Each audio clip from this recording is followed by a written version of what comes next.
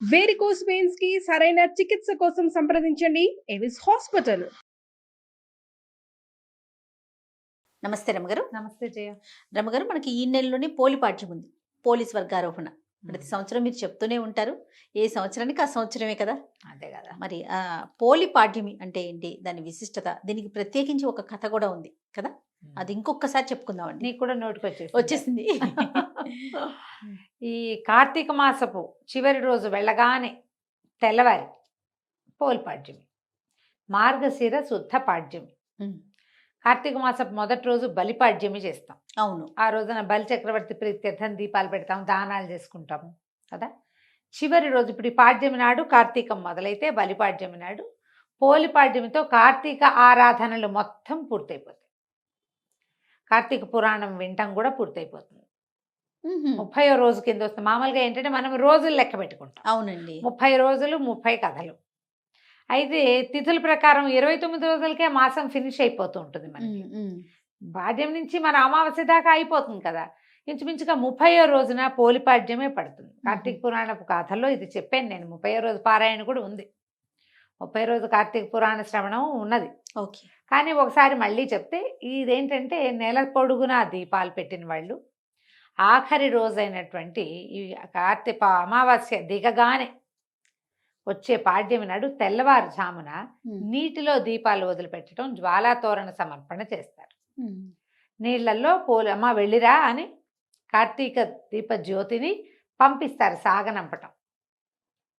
ఈ నెల రోజులు స్నానాలు చేస్తారు. తెల్లవారుజామునే ఒక పొద్దులు ఉంటారు, ఉపవాసం చేస్తారు, పుట్టిగా నక్తాలు ఉంటారు. తర్వాత దానాలు చేస్తారు, రకరకాలు దుప్పట్లు గిప్పట్లు అలాంటివి కూడా దానం చేస్తాము. మనం బట్టలు వస్త్రదానం చేస్తాం. బ్రాహ్మణులకి మోయిని ఇచ్చే పద్ధతులు ఉంటాయి, ఇది ఇస్తారు కదా, పొత్తర్లు ఇవ్వటాలు అలాంటివన్నీ చేస్తారు. తర్వాత దేవాలయ దర్శనాలు చేస్తాం, ఎక్కడైనా తీర్థాటన చేస్తాం, ప్రతిరోజు దీపారాధన చేసుకుంటాము, తులసి ఆరాధన చేస్తాం. ఎన్ని రకాలు ఉన్నాయి కార్తీకంలో, ఎన్నో రకాల ఆరాధనలు చెప్పారు, ఎన్నో రకాల ఉపాసనలు. ఏది చేయగలిగిన వాళ్ళు అది చేస్తారు. ఇవన్నీ చేసి ఈ చివరి రోజున గనక నీటిలో దీపాలు విడిచిపెడితే అద్భుతమైన ఫలితం లభిస్తుందని చెప్తారు. అయితే ఈ రోజున ఇప్పుడు మనం ఏ నీళ్ళల్లో వదులుతాం? మనకి ప్రవాహాలు లేవు, కాలువలు లేవు, ఏమీ లేవు, ఓవర్ హెడ్ ట్యాంకులు ఉన్నాయి అంతే. అందరికీ ఏం చేయలేం కదా. అందుకని సూక్ష్మంలో మోక్షం ఒక బకెట్లో ఒక అరటి దొప్పలో ఏం చేసేవాళ్ళు అంటే, ఇది వరకు ఈ ప్రమిదలు వదిలిపెట్టడం కాదు, అరటి దొప్ప. ఈ అరటి దొప్పలు ఎక్కడి నుంచి వస్తాయి? మనకి అరటి చెట్టు కాండం తాలూకు డిప్పలు తీస్తాం. ఓకే, తీస్తే అది ఇట్లా ఇలా దవ్వలాగా ఇలా చిన్న అర్థచంద్రాకారంలో వస్తుంది. దాన్ని చిన్న చిన్న ముక్కలుగా కట్ చేసి ఒక దాంట్లో అంతదనుకో 1 2 3 4 4 5 కంతలు చేస్తే అది ఏంటంటే అడుగు భాగం బేస్ ఉంటుంది. ఓకే, దాంట్లో మనము నేతులు, ఆవు నేతిలో ముంచినటువంటి పువ్వొత్తుల్ని వేసి వెలిగిస్తే అందులో నెయ్యి హవనమయ్యేదాకా, హుతమయ్యేదాకా ఆ దీపం వెలుగుతుంది. ఆ జ్వాల అలా వెళ్తూ ఆ నదిలో తన తాలూకు దీపశక్తిని చూపించుకుంటూ వెళ్తుందన్నమాట. ఇప్పుడు మనం ఏం చేయాలి? కనీసం ఇళ్లలో ఉన్న ఓ బకెట్లోనే అన్నిట్లో వదిలిపెట్టడం. ఓకే, జలంలో ఒక రకమైన అగ్ని ఉంటుంది, నీళ్ళలో నిప్పు ఉంది కదా, మనకు తెలుసు, కరెంట్ ఉంది కదా, ఆ శక్తినికి ఆరాధన చేస్తున్నాం మనం. కార్తీకంలో నీటిలో విపరీతమైన శక్తి ఉంటుంది. మనం అందుకే కదా చెప్తాం జలే గంగా అని చెప్తాం, తైలే లక్ష్మి జలే గంగా. ఆ నీటిలో ఉన్నటువంటి ఆ గంగా నదికి, ఆ అగ్నిస్వరూపుడికి అందరికీ హారతిస్తున్నట్టుగా ఈ దీపాలు వదిలిపెడతాం. ఈ కార్తీకంలో ప్రవాహంలో దీపాలు వదిలిపెడితే బాగా మంచు వచ్చేస్తుంది కదా, ఆ ప్రవాహంలో అటు ఇటు ఉన్న వాళ్ళకి దీపాల వెలుగు కూడా వస్తుంది. ఆ దీపం వల్ల వచ్చేటువంటి కాస్మిక్ ఎనర్జీ, ఒక రకమైన ఇది వస్తుంది కదా, దీపశక్తి, అది మన నుంచి ముందుకెళ్తుంది అన్నమాట. మన జీవశక్తిని పెంచుకుంటూ వెళ్తుంది. అందుకోసమని చేసేవాళ్ళం. మనకు అవకాశం లేదు కాబట్టి బకెట్లో అయినా వేసుకోవటం. ప్రవాహాల్లో వదిలిపెట్టేవాళ్ళు పాత రోజుల్లో చేసేవాళ్ళు. మా వాకిట్లో చెరువు ఉంది కదా, మా ఊళ్ళో చేసుకునేవాళ్ళు చెరువులో వదిలిపెట్టడం. చెరువులో ఎంత చెరువు ఇటు నుంచి అటు వెళ్తుంది. కాలువల్లో వదిలితే చాలా మంచిది, నదీ ప్రవాహాల్లో వదిలితే మంచిది, విశేషమైన ప్రయోజనం లభిస్తుంది. దీనికి అనుబంధంగా ఒక చిన్న కథ చెప్తారు. పోలమ్మ పోలి కథ, పోలి స్వర్గారోహణ చేసిన కథ అని చెప్తారు. స్వర్గారోహణం చేయటం అంటే ఎప్పుడు చేస్తారు? మరణించాక, కాలం చేశాక ఆమెకి కాలం తీరిపోయిందని అందుకే స్వర్గారోహణం చేసిందని ఒకటి చెప్తారు. బొందితోటే స్వర్గారోహణ చేసిన శరీరంతో వెళ్ళిపోయింది అని ఒక కథ చెప్తారు. మనం ఏ కథ అయినా చెప్పుకోవచ్చు. ఈ పోలి అనే అమ్మాయి ఒక రజక కుటుంబంలో ఆఖరి కోడలు. మిగిలిన వాళ్ళంతా కొంచెం గద్దరి వాళ్ళు, తెలివైన వాళ్ళు. పోలి మెతకది, భక్తురాలు. ఆ అమ్మాయికి ముందు నుంచి దేవుడికి దండం పెట్టుకోవటము, ఏదైనా మంచి పని చేయటము అవి ఉండేవి. ఇప్పుడు వీళ్ళంతా కూడా ఏంటంటే ఈ నిత్య పూజా విధానాలు లేని కాలం అది. ఓ ఈ కథాకాలము రోజువారీ దీపారాధన చేయటం, రోజువారీ భజన చేసుకోవటం, రోజువారీ పూజలు, గుళ్ళోకి వెళ్ళటాలు అవి లేవు. అందరూ గుళ్ళోకి వెళ్ళే రోజులు కూడా కావు. ఓ ప్రత్యేకంగా కార్తీక మాసం ఆరాధనా మాసంగా ఉండేది ఆ కాలంలో. అప్పుడు ఏం చేసేవాళ్ళు, ఈ ఇంట్లో దీపాలు గీపాలు లేక వీళ్ళు నదీ తీరానికి వెళ్ళిపోయి నదిలో స్నానం చేసి నది ఒడ్డునే దీపారాధన చేసుకుని కార్తీక దామోదర ప్రీత్యర్థం దీపారాధన మహంకరిచి అని ఎవరన్నా అయ్యగారు మంత్రం చెప్తే చెప్పినట్టు, లేకపోతే దేవుడికి తమకు చేత వచ్చినట్టుగా దండం పెట్టుకుని స్నానం చేయటం, దీపం పెట్టడం. కార్తీకంలో ఇంకా ఏమీ లేదు, స్నానాలు దీపాలు అంతే. అయితే ఈ ఇంటిల్లిపాది వెళ్ళేవాళ్ళు. ఇప్పుడు ఇంటిల్లిపాది వెళ్ళిపోతే తెల్లవారు మళ్ళీ వెనక్కి తిరిగి వచ్చేసరికి ఎండెక్కి వస్తారు. అప్పుడు దీపావళి పని ఎట్లా ఇంట్లో? అందుకని మెతగతిగా ఉన్నటువంటి పోలిని ఇంట్లో విడిచేసి ఆ అమ్మాయి తాలూకు 4-5 తోడుకోడళ్ళు, అత్తగారు వెళ్ళిపోయేవాళ్ళు. ఈ పిల్ల కూడా తను కార్తీక స్నానం చేయాలని అదని ఉండేది మనసు. కానీ అది అవకాశం లేదు. ఇంట్లో ఉన్న నీళ్ళే పోసుకొని గంగా గంగా అని గంగాదేవిని తలుచుకుని దండం పెట్టుకునేది. మామూలుగా కొంచెం శ్రద్ధాశక్తులు ఉన్న పిల్ల. వీళ్ళకి రోజువారీ పూజా విధానాలు ఉన్నట్టు కథలో చెప్పరు. ఆ కథాకాలం కూడా అలాంటిది కాదు. ఈ నెలలోనే చేసుకునేవాళ్ళు. 4 రోజులు వాళ్ళు ప్రతిరోజు వెళ్ళిపోయారు. ప్రతిరోజు పాలు దిగి, గొడ్లకు మేత ఇయ్యి, వెన్న దిగి, అది దిగి, ఇది దిగి అని చెప్పేవాళ్ళు. అయితే చివరి రోజైన ఈ పాడ్యమి నాడు, అదేంటి అమావాస్య వెళ్ళిపోయింది. ఆ అమ్మాయి అమావాస్య ఉందనే భావించింది. అమావాస్య వెళ్ళిపోతాం, వీళ్ళంతా వెళ్ళిపోయారు దీపాలు పెట్టుకోవడానికి. ఈ అమ్మాయి ఏమనుకుందంటే, ఇంట్లో ఉన్నాం, కనీసం ఇక్కడైనా దీపం పెట్టుకుందాం వీళ్ళు వచ్చే లోపలని ఏం చేసింది, ఇక అత్తగారన్నీ తలుపులు వేసుకుంటుంది. వాళ్ళ ఇంట్లో దీపారాధనకి వ్యవహారాలు ఏమీ లేవు. ఉన్నవి పట్టుకెళ్ళి అక్కడ దీపం పెట్టుకుంటారు వాళ్ళు, ఇక్కడేం లేదు.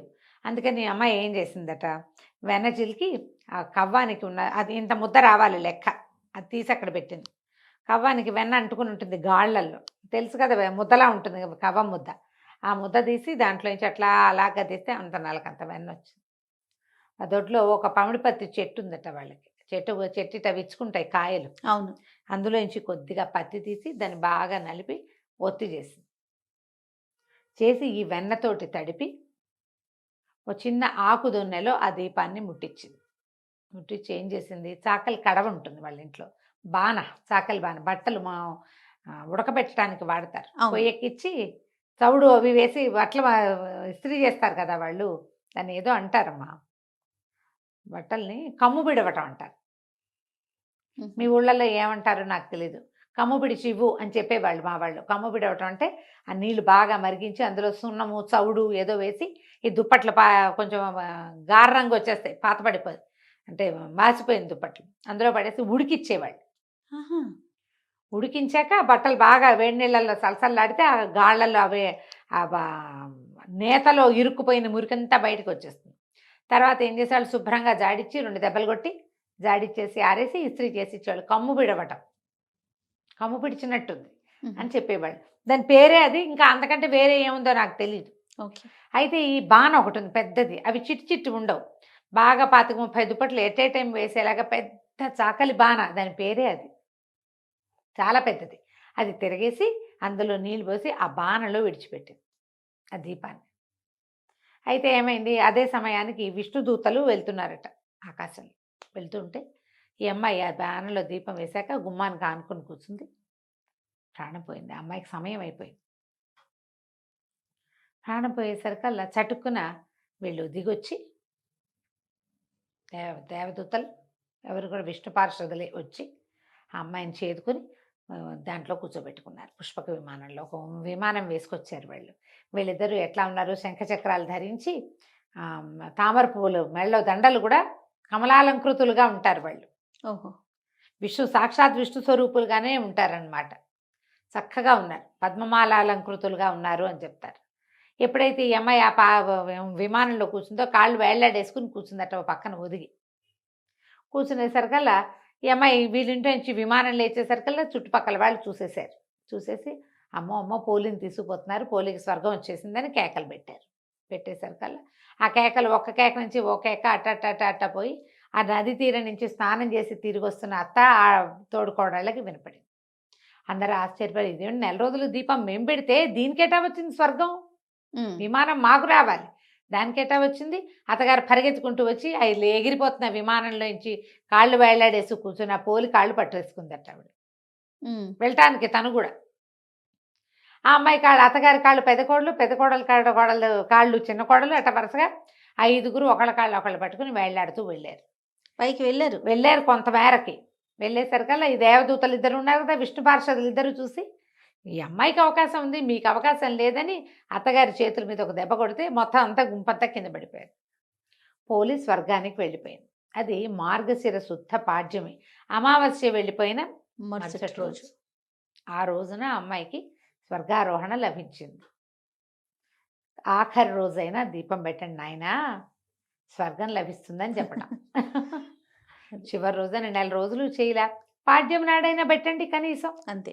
ఆఖరి రోజు కార్తీక ఆరాధనలు ముగిసిన రోజునైనా మనం ఇట్లా జ్వాలాతోరణంగా కాకపోయినా ఒక దీపంగా అయినా పెట్టి కార్తీక దామోదర ప్రీత్యర్థం ఒక నమస్కారం చేసుకుంటే అదైనా ఫలితాన్ని ఇస్తుంది.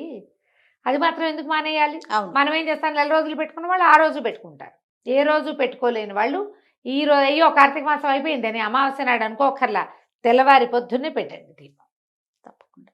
దీన్నే పోలిపాడ్యమి స్వర్గారోహణ కథ ఇదే చెప్తారు.